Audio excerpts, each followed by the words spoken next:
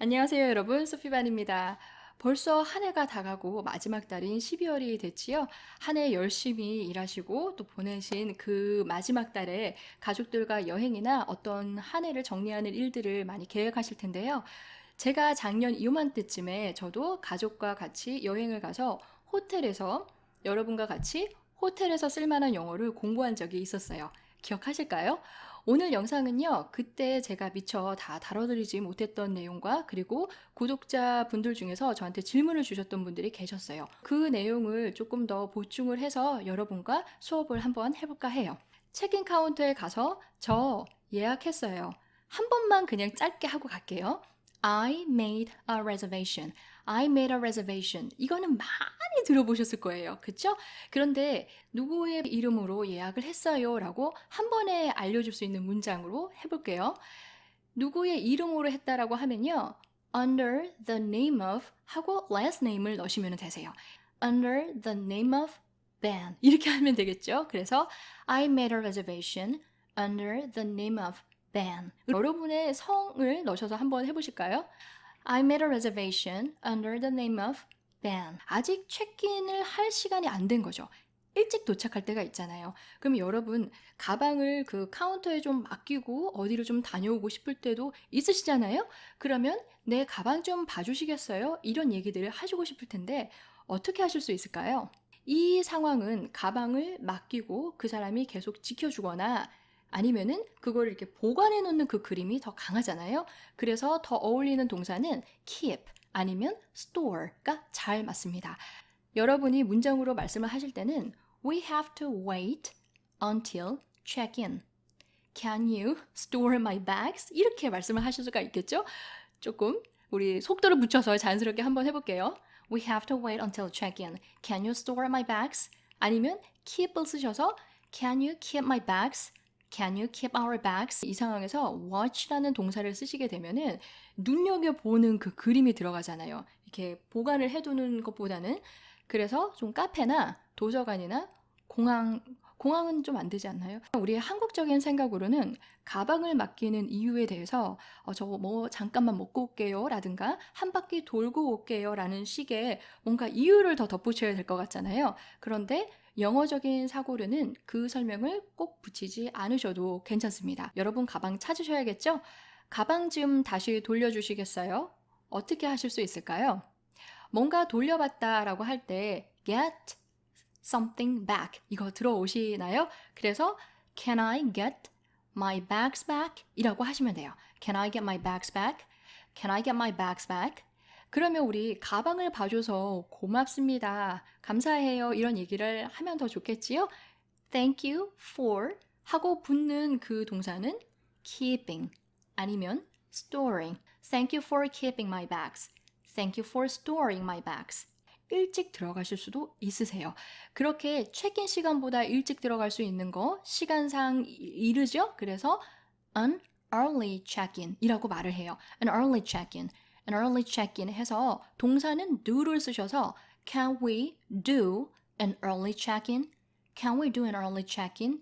반대로 우리가 체크아웃을 하는데 이것저것 준비하고 챙기는데 시간이 걸리면은 1시간 정도 좀 늦게 가고 싶을 때가 있잖아요. An early check-in의 반대가 되는 a late checkout이 됩니다. A late checkout. 동사는 똑같이 do를 쓰셔서요. Can we do a late checkout? 이라고 말씀하시면 돼요. 우리 좀 자연스럽게 해볼까요? Can we do a late checkout? Can we do a late checkout? Can we do a late checkout? 이제 방 들어가도 돼요? 우리 이런 거 물어보고 싶잖아요. 그러면 이 한국어에 들어가다 방을 해서 Can I go in the room이나 Can I go into the room 이렇게 하시면 조금 이상해요. 한국어는 들어가도 되냐라고 하지만 그 상황에 맞는 말은 방이 준비가 돼서 우리가 쓸 수 있다는 거잖아요. 그래서 아주 간단하게 Is the room ready? 라고만 하시면 돼요. Is the room ready? Is the room ready? 우리 꼭 물어보는 거 있죠? 그 방에서 보이는 바깥 모습 어때요? 여러분 하시려면은 What is the view from the room? 이라고 말씀을 하셔야 됩니다. What's the view from the room? What's the view from the room? 잘하셨어요. 작년 호텔에서 쓸만한 영어에서 누군가 같이 여행을 간 사람과 방을 나란히 쓰고 싶을 때 한 방에서 말고 adjoining rooms 기억하실까요? adjoining rooms는요, 보통 두 개의 방이 연결돼서 있는 거잖아요. 그래서 rooms라고 복수를 많이 써요. 그런 방 없나요? 하시려면 Can we get adjoining rooms? Can we get adjoining rooms? 방인데 나란히 있는 거예요. 원래대로라면 rooms that are side by side가 되겠지만 그 that are가 숑 빠져서 없어질 수가 있거든요. 그러면 Can we get rooms side by side? 라고만 말씀을 하셔도 되겠죠? Can we get rooms side by side? 만약에 여러분이 그 냉장고 있고 스토브가 있고 뭐 싱크가 있는 조그만한 그 주방이 있나요? 그런 거 있어요? 라고 하시고 싶을 때는 Do you have a room with a kitchenette? 이라고 말씀을 하시면 돼요. 다시 한번 해볼까요?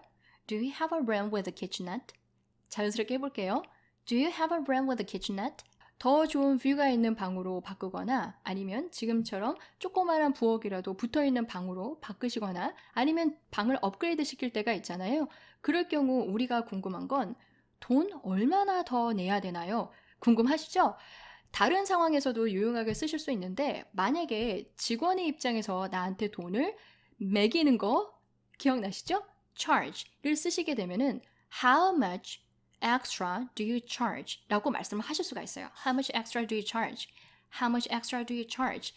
만약에 하루당이면 a day 이렇게 하시면 되겠죠. 그런데 우리 한국인들한테는 그 extra charge 이거보다는 더 편한 말이 일단 알고 있는 돈 내다 pay 더 많이 more 이런 게 더 잘 나와요. 더 쉬운 단어로 어차피 정확하게 의미가 통할 수 있다면 쓰셔도 되겠죠? 단 주의를 하셔야 될 거는 더 얼마나 내나요 해서 pay more 이렇게 가지 않아요. How much more do I have to pay a day? 이런 식으로 말씀을 하셔야겠죠? 다시 한번 해볼까요? How much more do I have to pay a day? How much more do I have to pay a day? How much more do I have to pay a day? 잘하셨어요. 층수에 대해서 한번 얘기를 해볼게요. 우리가 성격에 따라서 지금 내가 받은 방의 그 층수를 기준으로 조금 더 높은 층을 좋아하시는 분도 계시고 낮은 층을 좋아하시는 분들도 계시죠? 만약에 여러분이 그렇게 높낮이를 조절하시고 싶으면은 네, 나오시죠? higher, lower 이것만 쓰시면 돼요.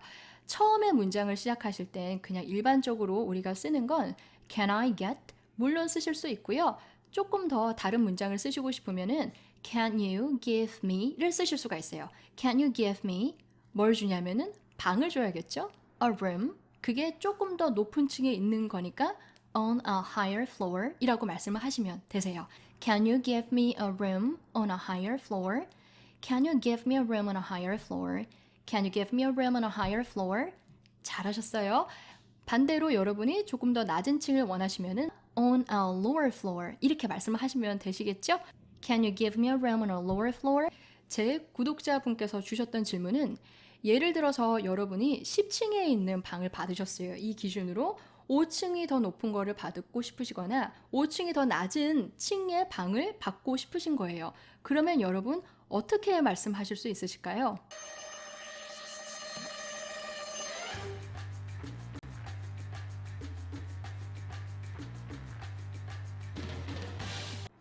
자, 한번 해보셨나요?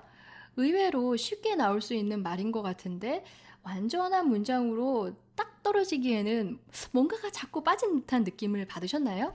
더 정확하고 명확하게 전달을 할 수 있는 방법은 10층으로 기준을 봤을 때 그냥 나를 15층에 주세요 라든가 10층으로 기준을 봤을 때 나를 5층에 넣어주세요. 이게 더 정확할 수 있겠죠? 그래서 보통 그런 층수에 나를 놓는 그림이 있기 때문에 put를 쓰실 수가 있어요. put. Can you put me on the 15th floor? 이렇게 말을 하시면 되시겠죠? 10층에서 15층이 되는 거니까 the 15th floor 라고 말씀을 하시면 돼요. Can you put me? or 만약에 우리들이면 Can you put us on the 15th floor? Can you put us on the 15th floor? Can you put us on the 15th floor? 제가 여러분께 예문을 한번 드려볼게요. 영어로 한번 바꿔보실까요? 여러분이 20층에 방을 받으셨는데 25층으로 옮기고 싶으신 거예요. 어떻게 하실 수 있을까요?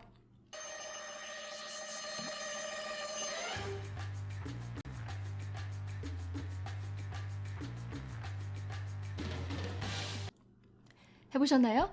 Can you put us on the 25th floor? 이라고 하셨으면 맞습니다. 반대로 10층에 있는 방에 5층을 내려서 5층에 있게 해주세요 라고 하시면은 Can you put us on the 5th floor? 이라고 하시면 되겠죠? Can you put us on the 5th floor? 자연스럽게 해볼게요. Can you put us on the 5th floor? Can you put us on the 5th floor? 잘하셨어요. 자, 여기서 그 구독자분께서 주셨던 그 질문에 대한 말을 최대한 한번 옮겨볼게요. 원래대로라면 저처럼 그 층수를 더 콕 집어서 말을 할 수는 있겠지만은 뭐 5층 더 높은 거 주세요. 5층 더 낮은 거 주세요. 라고 말을 할 수도 있겠지요.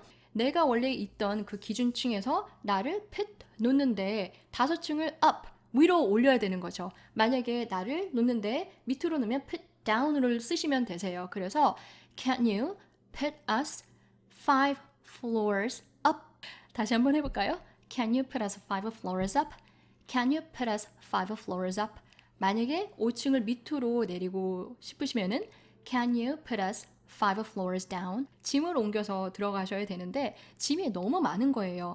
누군가 도와줄 사람이 있으면 좋겠는데 그때 여러분은 어떻게 말씀을 하실 수 있을까요? 도움을 받아야 되는 그것이 있으면은 with를 쓰세요. 그래서 help me with something 이라고 말씀을 하시면은 딱 되세요.